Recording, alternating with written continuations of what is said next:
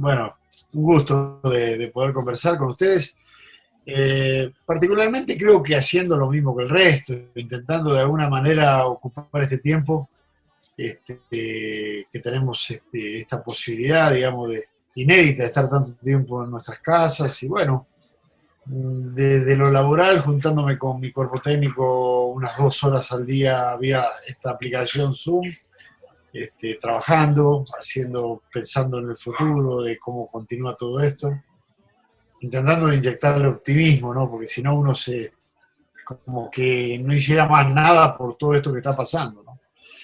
Después compartiendo bastante con la familia, desde el desayuno, el almuerzo, la merienda, la cena, cosa que no se hace habitualmente, más quizás mucho más la gente de fútbol, que pasamos mucho tiempo concentrados, mucho tiempo viajando, entrenando. Así que haciendo eso y leyendo, estudiando de mi profesión. Y a la noche sí nos tomamos un recreo de ver una película con mi esposa y mi hijo, ¿no? Así que bueno, en eso estoy. Este, y haciendo lo único, como digo yo, que lo único que podemos hacer realmente para ayudar es esto, quedarnos en casa, no salir para nada, salvo lo indispensable para comprar algún alimento para seguir subsistiendo. El inicio y el amor por el deporte y por el fútbol tiene que ver con mis raíces, no solamente ya de por sí los argentinos estamos muy vinculados al fútbol, sino también el barrio donde nací, que es un barrio muy futbolero, Parque Patricio, es un barrio muy, muy porteño, donde hay prioridades como el fútbol, hay prioridades como el tango, hay prioridades como el compartir en familia los fines de semana. Ese tipo de cosas son muy, muy arraigadas a barrios porteños muy populares, como el que nací yo. Entonces, evidentemente, tuve la posibilidad de nacer en ese barrio muy cerca del estadio de Huracán, que es el club donde me formé y el club donde inicié también la carrera como entrenador. En la posición de arquero, yo jugaba al arco. Quizá me costó mucho por el tema de la altura, porque soy un hombre sumamente grande y me costó, pero hice toda mi formación en el club, muy cerca, te repito, 7 cuadras de mi casa, en el Club Atlético Huracán y nada, el amor por el club, el amor por esta profesión. Ahí hice todas las divisiones inferiores, ahí hice mis 2 primeros contratos profesionales a los 20 y a los 21 años. En esa época se hacía contrato a esa edad, a los 20 años. Y luego, bueno, empecé una carrera por Arsenal de Sarandí, Boca Unidos de Corrientes, Sarmiento de Junín, algunos equipos quizás de menos envergadura, pero que me sirvieron para hacer una carrera deportiva no exitosísima, pero muy feliz por haberla podido hacer, ¿no es cierto? Este, ya después de mis inicios como entrenador tuvo que ver también con Huracán, porque casualmente siempre cuento, paseando ahí por el barrio, alguien me dijo, ya cuando me había retirado, me dijo, Jorge, ¿no querés dar una mano en el club con los más chicos? Y me acerqué a hacerlo y empecé y me enamoré de esta profesión y es el día de hoy que sigo vigente siendo entrenador de fútbol, ¿no? Lo que más recuerdo, si, digamos, como algo traumático realmente que sí me tocó fue yo de muy chico empecé en el club a jugar, ¿no? Imagínate, fueron muchos años en el club. Cuando yo tenía 12 años, comencé en las divisiones menores del club. 11, 12 años. Y me termino yendo del club a los 22. Fueron 10 años, 10, 11 años consecutivos de ir a entrenamiento, de compartir, de seguir con una generación de jugadores desde muy chiquitito. Y cuando llegó ese momento que pasa a todos que te dicen hasta acá nomás, no quiero contar más con sus servicios y tengo que buscar otra profesión, fue duro. Fue duro porque ahí me tocó irme a una provincia que, si bien dentro del mismo país, es una provincia que está a 1.100 kilómetros de la capital federal. En una época donde no había esta posibilidad de contactarse con la familia, ni siquiera telefónicamente, porque no había celulares, con lo cual para hablar con mi familia teníamos que ir a una telefónica, marcar un código, ojalá tuviera suerte de comunicarte y de ahí poder hablar en ese momento con mi mamá o mi papá o mi hermano. Así que creo que ese fue un cimbronazo muy duro, porque de la comodidad de tener muy cerca el club y el club de toda la vida, a tener que irme a vivir 2 años, estuve viviendo en la provincia de Corrientes, como fui a jugar ahí, que te cuento a Boca Unidos de Corrientes, 2 años muy lejos de mi familia, con las necesidades del fútbol de esa época y con las necesidades que se pasaban en el fútbol del interior, ¿no? Así que eso fue un golpe muy duro, pero como siempre en la vida, cosas como las que nos están pasando ahora te sirven seguramente para crecer, son aprendizajes de vida. Bueno, ahí empecé a darle valor a la familia, al desayuno de la mamá, el lavado de ropa, al tener la comida hecha, a pasar a una vida totalmente distinta, porque yo lo que llegué a vivir es una residencia deportiva de la provincia de Corrientes, del gobierno de la gobernación de la provincia de Corrientes Capital. Ahí es una pensión deportiva donde, imagínate, una cantidad de habitaciones, muy pocas ocupadas, algún basquetbolista que jugaba para la provincia, algún tenista que estaba residiendo ahí, y 2 futbolistas, aprovecho para nombrar, uno de ellos Diego Mouso, un back centro que pasó de Racing y hizo una gran carrera deportiva también. Los 2 vivíamos en el cuarto, y ahí fue salir a comer. Hacíamos 10 cuadras para llegar al restaurante, porque teníamos un restaurante donde nos hacían el almuerzo y la cena, y tomábamos mate a la mañana y mate al mediodía. Cuando había gas en la cocina, porque cuando no había gas en la cocina para calentar el agua, algún vecino teníamos que ir y golpearle y pedirle por favor que nos dé agua para el mate, ya sea en el desayuno o en la merienda. Entonces aprendés a vivir, primero te das cuenta que lo que haces lo amás mucho, porque si no, no lo haces. Y segundo, aprendés a valorar quizás lo que no valoraste en su momento, en este caso mi madre, que estaba pendiente de todo lo que me sucedía a mí en el día a día, ¿no? La mano dura de mi mamá. Mi mamá era la que manejaba la casa, y el ejemplo, digamos, de lo que era la negación al trabajo, el amor al trabajo, era mi padre. No porque mi mamá no trabajara ni porque no lo hiciera, sino que eran esas 2 visiones. Mi mamá en corregirme en el día a día, en ponerme en órbita cuando me tenía que poner, en darme un par de... En esa época, psicológicamente, era otro el trato. Mamá sacaba por ahí el cinturón y en la cola. Papá en eso era más tranquilo, pero papá me marcó el camino de ser el tipo de mucho trabajo, de mucho sacrificio, y el ejemplo, ¿no? De haber hecho todo en función de los hijos y la familia, ¿no? Eso fue como que siempre me marcó, ¿no? Y mi vieja es todo, sinceramente, mamá, estamos a diario en comunicación. Tengo la fortuna, digo, la dicha de tener una madre que está lúcida, que está bien. Mamá tiene 89 años, pero está muy bien. Charla, dialoga, entiende, no tiene costumbres anticuadas. Parece una mamá moderna a pesar de su edad. Y tiene una gran relación no solamente conmigo, sino con mis hijos, con mi esposa, hablan a diario. A nosotros nos da mucho gusto tenerla acá, porque la traemos de vez en cuando acá a Ecuador. Ahora cada vez se hace más difícil por un tema de edad, de movilidad, pero la relación con ella es estupenda, es de la mejor, sinceramente. Qué pregunta, ¿no? Qué pregunta difícil me hace, pero te tengo que ser sincero, y quizás poco original, pero no cambiaría nada. He sido a lo largo de mi carrera deportiva y a lo largo de mi vida, lo que soy mi familia, lo que son mis hijos, un hombre feliz, ¿me entendés? No puedo, sería muy ingrato si no me diera cuenta que todo lo que he hecho me dio mucha felicidad, y gracias a Dios la vida no me trató tan mal, a pesar de que ha sido sacrificada como cualquier otra, pero no me ha tratado, digamos, con latigazos que me dijera, bueno, esto no quiero volverlo a pasar. La película, sí, ayer reciente ha sido. Sí, ayer vimos una película que nos tocó terriblemente con mi esposa. ¿Qué película vio y si la recomienda para que la gente también la pueda ver? La cabaña, ¿no? Una es La Cabaña, ¿Ya? un poco más religiosa, tiene un contenido un poquito más religioso, pero muy linda, con un hermoso mensaje. La Cabaña se llama, está en Netflix. Y Celda número 7 vimos. Ya. De esa película hablaban muchísimo en redes últimamente. Terrible, te pones a llorar de empieza hasta que termina, pero es sumamente aleccionadora, te hace pensar mucho, pero muchísimo, te hace reflexionar. La recomiendo. No para que solamente llores, sino para que uno entienda que ese mensaje es muy aleccionador. Es muy linda película. Esa la vi anoche, por eso te digo, anoche fue el último gran llanto. No, estoy haciendo lo que siempre quise hacer.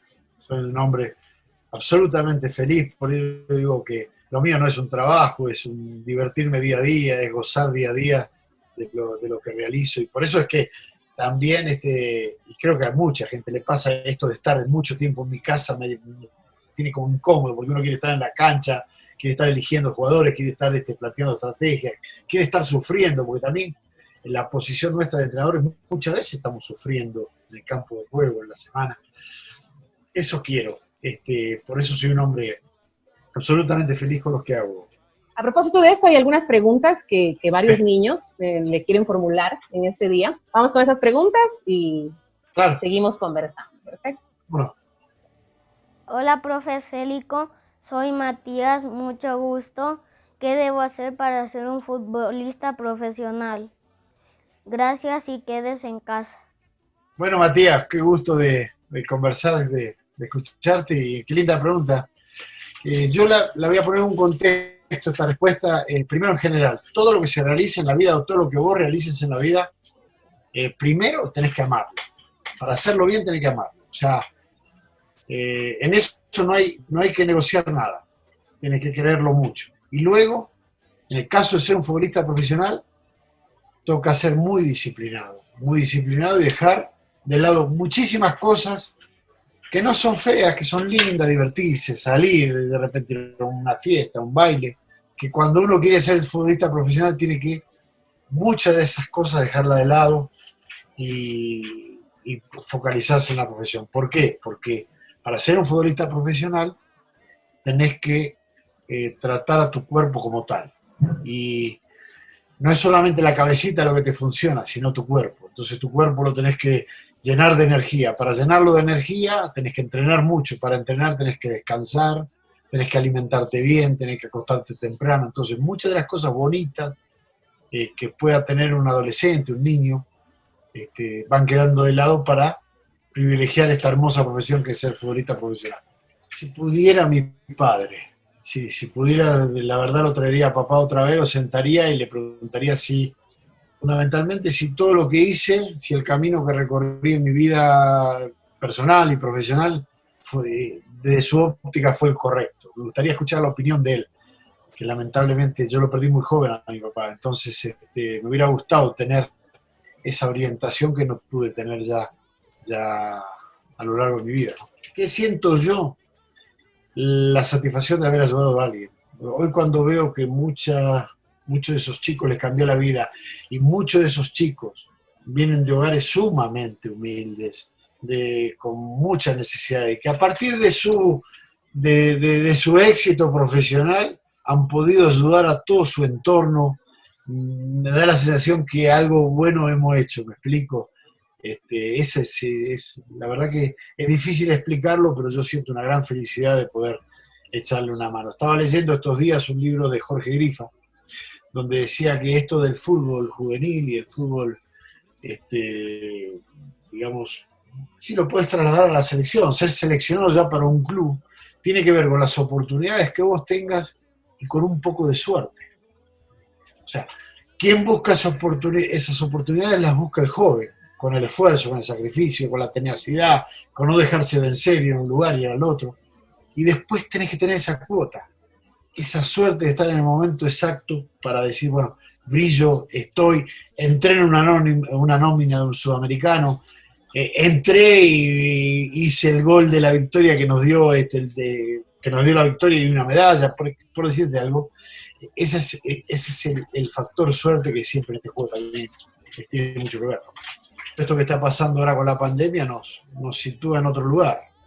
Pero el tema es que esto que está pasando ahora nos deja una enseñanza. Porque vos tenés el ejemplo de lo que está pasando y estás viendo que si tenés dinero no lo podés usar. No lo podés usar. ¿Qué vas a comprar si no podés ni salir? Que nos quejamos de estar encerrados cuando hay gente con un respirador ahí esperando las horas para morirse. O sea, empezar a situarse bien qué es uno, quién es uno y para qué está uno. Entonces, dentro de ese contexto, lo que hay que ser es solidario. solidario. Hoy hay mucha gente, yo diría la mayoría de la población que la está pasando mal. Y creo que esto, una llamada telefónica, un mensaje de texto, todo eso te hace poder vivir. Y a mí me pasa con los chicos. Yo estos días estuve en comunicación con un montón de chicos. Así que, ¿qué te diré? Yo creo que hoy por hoy lo que está pasando nos sirve nos tiene que servir para aprender, porque si no solamente va a quedar el ejemplo de lo que pasó, pero el ejemplo tiene que transformarse en enseñanza. Vamos con otra de las preguntas de los niños y seguimos conversando enseguida, profe. Buenas tardes, profe Jorge Célico. Mi nombre es Israel. ¿Qué fue lo más difícil que tuvo que superar en su niñez? Ay, gracias por el ejemplo que nos da. Quédese en casa.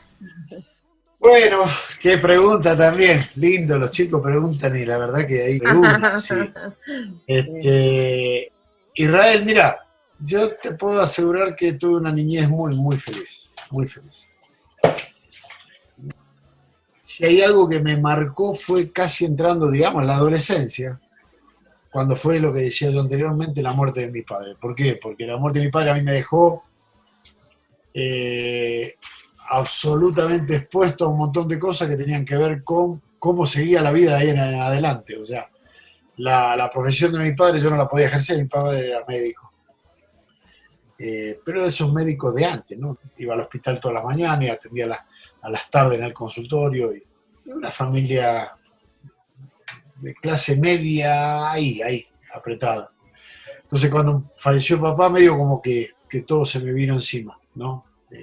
Cómo hacíamos con la vieja, con mi mami o con mi hermano para salir adelante. Ese fue uno de los momentos que a mí me hizo crecer, uno de los momentos más duros de mi vida, si se quiere, pero tuvo más que ver con la adolescencia que con la niñez. Con la niñez fui absolutamente feliz, Israel. Y gracias por la pregunta. Hola, profe. Soy Jorge Andrés. Tengo 5 años. ¿Cree que estoy listo para empezar a entrenar? Bueno, Jorge, ¿qué te diré? A los 5 años está recontra preparado para empezar.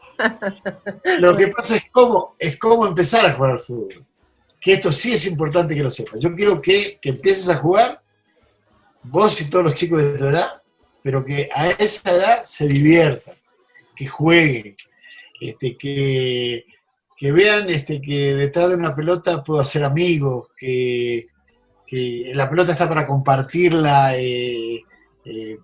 para brindársela a un compañero, que un compañero te la devuelva, como la amistad, como las cosas buenas, como los gestos buenos, dar una mano, que me la den, y así. Pero fundamentalmente sin sacar la cabecita o la forma del juego en sí. O sea, no tiene que pasar otra cosa por la cabeza que divertirte, que ser feliz, y no presionarte. Si se gana, se gana. Si se pierde. Es un juego. Se gana más a tu edad. Ya vendrán los momentos cuando uno es grande, sufrir de una derrota, que vienen las críticas y que los premios de los jugadores. No. Uno a los 5 años y de ahí en toda su etapa de niñez debe divertirse jugando al fútbol, fundamentalmente. Y te digo más, cuando son grandes también hay que jugar para divertirse. Con la responsabilidad de un profesional, pero también divertirse. Así que estás a tiempo, no a tiempo, recontra tiempo de empezar a jugar. Muy bien, y vamos con la última pregunta por acá. Hola, profe, soy María Paula, tengo 11 años. ¿Qué opina usted sobre el fútbol femenino en nuestro país? Linda María Paula. Decirte que el fútbol femenino, ¿cuál es mi opinión? Que primero que nunca pensé que podía haber crecido o que iba a crecer tanto el fútbol femenino. Yo vengo de una época donde no existía eso. Muy mal, ¿no? Estaba muy mal, no existía. O si existía estaba completamente reprimido. Eso cambió absolutamente y hoy el fútbol femenino explotó y me parece muy lindo. Y como siempre va a pasar en esto, la mujer no va a superar al hombre, porque siempre sucede. Pero hay una expansión y un crecimiento enorme y un espacio muy grande para hacer deporte en un género tan importante como ese género femenino. Porque siempre a lo que voy es que generalmente el deporte es lo que te permite alejarte de cosas malas en la vida. de tener la cabeza puesta en otro lado. Si tenemos un grupo tan importante como las mujeres, que puedan mucho más realizar deporte y ser felices, vamos a tener una mejor sociedad. Las sociedades son mejores si son más felices. Esa es una gran realidad. Hay muchísima gente que la pasa mal por las condiciones de vida que tiene. Porque yo puedo decir, sí, hacete una rutina de media hora de gimnasia, y quizás esa persona está pensando cómo hace para conseguir 4 o 5 dólares para comer en el día. Porque eso, entonces no lo quiero banalizar, quiero, dentro de todas estas inconvenientes que estamos viviendo, quiero que aquellos que podamos, ayudemos. Aquellos que podamos, ayudemos. No es cuánto, sino hoy tengo algo, tengo que ayudar. Si aquellos que hoy podemos ayudar a 3 o 4 personas, a un par de familias. Hablábamos antes de un llamadito, está dentro de la ayuda, pero también un platito de comida, un par de libras de arroz, aceite, algo para acercar a alguna casa, hagámoslo. Eso quiero decirlo porque si no, pareciera ser que nosotros hablamos desde esta comodidad, desde un estudio, desde poder tener el plato de comida y tantas cosas. Entonces, aquella gente que sí tiene mayor comodidad, yo lo que le diría es que es bueno moverse una horita al día, así sea. Te cuento, con mi esposa acá hicimos una caminata, medimos el patio y digamos los dormitorios, y hicimos un circuito de 40 metros. Entonces, con ella agarramos y caminamos esos 40 vueltas de esas, 30 vueltas, 50, 10, lo que tengamos ganas de hacerlo, y lo hacemos. O sea, movernos una vez al día está bueno hacer lo que no veníamos haciendo. Por ejemplo, te doy un ejemplo, ayer un amigo mío habló, está acá en Ecuador trabajando, pero en Esmeralda, fue su cumpleaños y me decía, Jorge, ¿sabes? Me estoy dedicando a aprender cocina. Cuando mi esposa no pueda cocinar, yo ya ahora me estoy preparando porque me metí, nunca cociné en mi vida y ahora estoy cocinando. Entonces, es época también de aprendizajes. Hoy tenemos por YouTube o cualquier libro, cualquiera, tenemos la posibilidad de aprender un montón de cosas. Y dedicarle mucho tiempo a nuestra familia, porque la verdad que cuando nos agarra la vorágine esta de trabajar y de no saber por qué corremos tanto, pero corremos, vamos dejando de lado a la esposa, vamos dejando de lado a los hijos, vamos dejando las cosas comunes, no le damos tanta bolilla. Hoy cuando se largó a llover acá en casa, con mi esposa estábamos afuera en el patio y veíamos cómo llovía, nunca lo habíamos hecho. Mirá qué tontería, nunca habíamos, mirá cómo llueve, mirá qué lindo se ve de acá, y veíamos cómo llovía, y nunca lo habíamos hecho. Así que bueno, aquellos que lo pueden hacer, este tipo de cosas son buenas, son satisfactorias, a no quejarse, estamos en casa pero tenemos salud, estamos adentro pero tenemos salud, ojo, comparémonos con aquellos que están tirados en una cama, comparémonos con aquellos, ni hablar, con aquellos que fallecen, ni siquiera aquel que sufre ese duelo puede recibir un abrazo de alguien porque ni siquiera pueden hacer un velatorio, nada. Así que estamos vivos, démosle para adelante, vamos a salir de esto seguramente. Primero un agradecimiento así eterno a todas aquellas personas que están haciendo posible que nosotros podamos vivir. Desde el que transporta alimentos, desde el que nos atiende en un hospital, enfermeros, médicos, bomberos, policías, militares, tanta cantidad de gente que está dando una mano y está poniendo en riesgo su vida. De contagiarse. Eso por un lado. Lo segundo es que vamos a salir. Yo quiero dar un mensaje positivo, vamos a salir. Acá en el Ecuador hemos pasado momentos sumamente difíciles. Recuerdo el terremoto del año 2016 y algunos movimientos más y se salió adelante. El ecuatoriano lamentablemente está acostumbrado a este tipo de cosas y siempre salió, tiene esa entereza para salir. Así que a tener fe, a quedarse en casa, que es lo único que podemos hacer, y a meterle mucho cariño a lo que tenemos alrededor. Es lo que te puedo decir.